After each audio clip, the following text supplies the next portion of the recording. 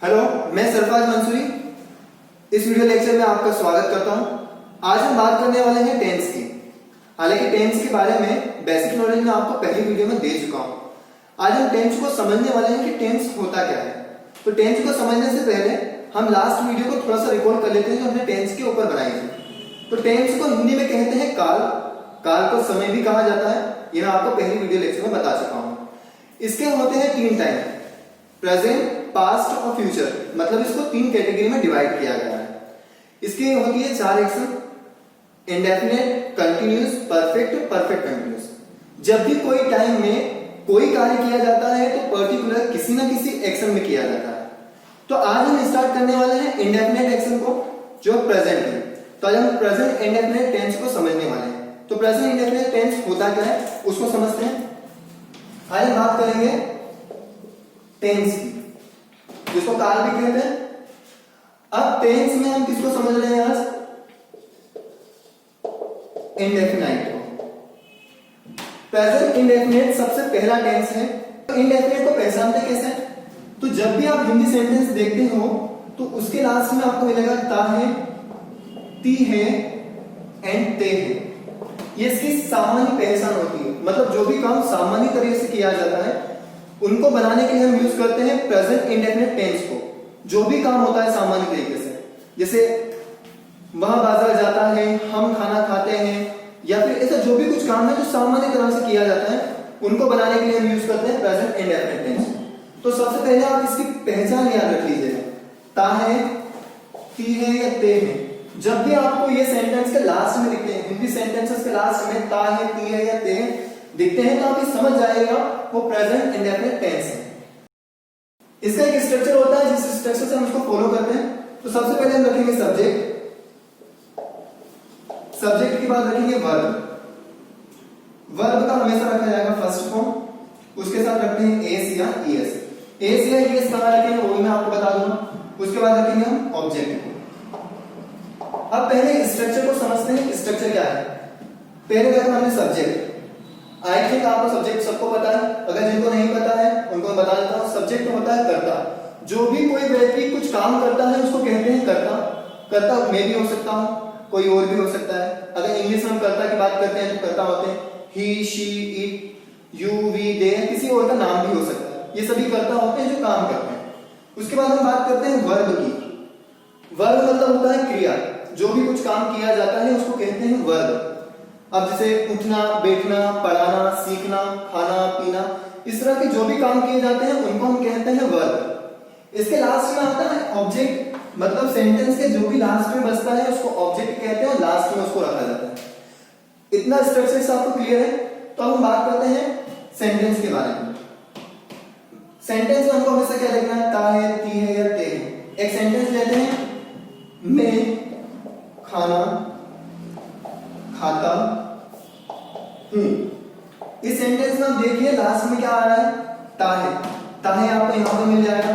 मतलब ये क्लियर होता है कि ये सेंटेंस कहां आता है? प्रेजेंट इंडेफिनिट का है। तो इसको ट्रांसलेट करने का हम क्या करेंगे? ट्रांसलेट करने के लिए जो स्ट्रक्चर हमने ऊपर बनाया उस स्ट्रक्चर को फॉलो करेंगे। कैसे फॉलो करेंगे? सबसे पहले रखेंगे सब्जेक्ट। इस सेंटेंस में सब्जेक्ट कौन है? मैं। तो मैं के लिए हम हमेशा यूज करते हैं आई। खाना खाना, वर्ब क्या हो गया? खाने के लिए हम क्या यूज करते हैं? ईट। आई ईट, क्या खाते हैं? फूड। तो इसको पहले समझते हैं। आई क्या था? सब्जेक्ट जो हमने मे के लिए रखा है। ईट होते हैं वर्ब जो खाना खाने के लिए हम यूज करते हैं। इसके लास्ट में फूड जो बचा है ऑब्जेक्ट। इतना क्लियर है? ठीक है। अब आगे बढ़ते हैं। हम अगला सेंटेंस लेते हैं। अगला सेंटेंस हम बात करते हैं, आप गाना गाते हो। आप गाना गाते हो, इसमें आप लास्ट में देखेंगे क्या है? ते हो। मतलब ये सेंटेंस भी प्रेजेंट इंडेफिनिट का सेंटेंस है। जब भी हम देखते हैं ता है, ती है या ते है, हिंदी सेंटेंस के लास्ट में आता है तो सेंटेंस कहां का होता है? प्रेजेंट इंडेफिनिट का होता है। तो इसको भी सेम प्रोसेस हम ट्रांसलेट करेंगे। जो हमने स्ट्रक्चर ऊपर बनाया उसको फॉलो करके इसको भी ट्रांसलेट करेंगे। आपके लिए हमेशा यूज करते हैं हम यू। गाना गाते हो, गाना गाने के लिए होता है सिंग। यू सिंग, क्या गाते हो? सॉन्ग, आप गाना गाते हो। सब्जेक्ट के लिए हमने रखा यू, वर्ब हमने रखी सिंग, मतलब होता है गाना, और किसे गाते हैं, गाने को गाते हैं, तो वो हो गया हमारा ऑब्जेक्ट। अब इसके बाद हम बात करते हैं एक समझने वाली बात। जब भी आपको सिंगुलर सब्जेक्ट मिलता है, जब भी आपको मिला सिंगुलर सब्जेक्ट, कहां पर मिला, सेंटेंस में। सेंटेंस की जो शुरुआत है, जो कर्ता है, वो सिंगुलर होता है। सिंगुलर किसको कह सकते हैं, या किसको कहते हैं, सिंगुलर सब्जेक्ट होते हैं ही, शी, इट, या हुआ किसी का नाम। नाम किसी का भी हो सकता है। ये सब्जेक्ट अगर आते हैं सेंटेंस में सबसे पहले, तो हम रखेंगे वर्ब में एस या ईएस। कहां पर रखेंगे, वर्ब में एस या ईएस रखेंगे। कब रखेंगे, जब सेंटेंस में सब्जेक्ट जो है वो सिंगुलर होता है। जैसे एक सेंटेंस बना, वह खाना खाता है। वह खाना खाता है, वह हमेशा हम यूज करते हैं सिंगुलर के लिए। अब हम यहाँ देखते हैं खाता है, मतलब यहाँ से क्लियर होगा हम लड़के की बात कर रहे हैं, तो यहाँ पे जो वह है उसके लिए हम यूज करेंगे ही। तो हमने ये सेंटेंस में सब्जेक्ट था ही। खाने के लिए क्या यूज किया था, हमने पहले ही देखा, खाने के लिए हमने यूज किया था ईट, ही ईट।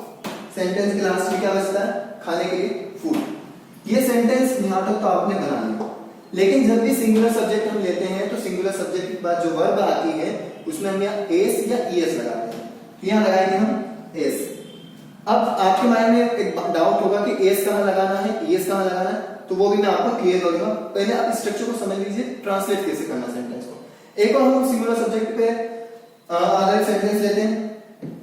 जैसे सेंटेंस में क्या था, ही, शी, इट और नेम। हम किसी का नाम ले लेते हैं, जैसे राम। राम बाजार जाता है। अब राम एक नाम है, और हमने पहले ही देखा था नाम सिंगुलर में आता है, तो नाम हम रखेंगे एज इट इज, सब्जेक्ट की जगह राम। जाने के लिए क्या वर्ब यूज करते हैं, जाने के लिए वर्ब यूज करते हैं गो। राम गो कहां जाता है, टू मार्केट, टू मार्केट। इतना सेंटेंस क्लियर है। अब यहां पर हम लगाएंगे ईएस। क्यों लगाएंगे, क्योंकि ये सिंगुलर सब्जेक्ट है। सिंगुलर सब्जेक्ट के साथ हमेशा एस या ईएस लगाना होता है।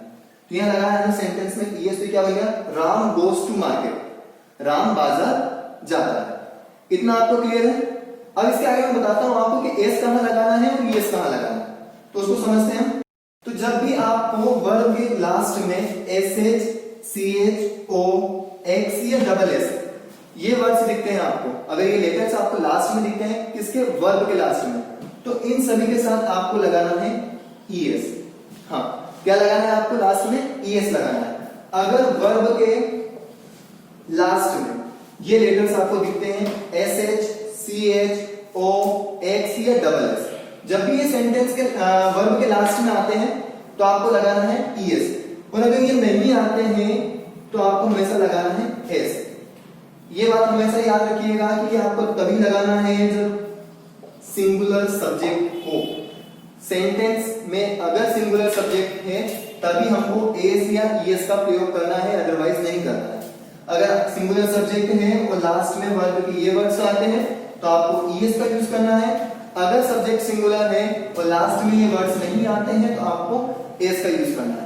कुछ सेंटेंसेस और बना के देख लेते हैं, उससे आपको क्लियर हो जाएगा। जैसे हम सेंटेंस लेते हैं, वे क्रिकेट खेलते हैं। वे क्रिकेट खेलते हैं, तो वे का यूज करते हैं हम दे के लिए। दे क्या खेलते हैं, क्रिकेट खेलते हैं, और खेलने के लिए क्या वर्ब है, प्ले, प्ले क्रिकेट। अब हमने यहाँ एस लगाया है ना, यस लगाया है। क्यों नहीं लगाया, वो इसलिए नहीं लगाया है कि ये जो सब्जेक्ट है वो प्लूरल सब्जेक्ट है, इसलिए हमने ना एस का यूज किया है ना ईएस का यूज किया है। अब मैंने बात की मम्मी खाना बनाती,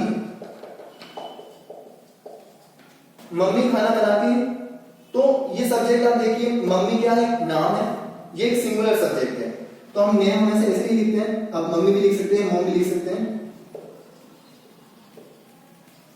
मम्मी खाना बनाने के लिए जो वर्ब होती है कुक। क्या बनाते हैं? फूड, खाना बनाते हैं। Mummy cook food.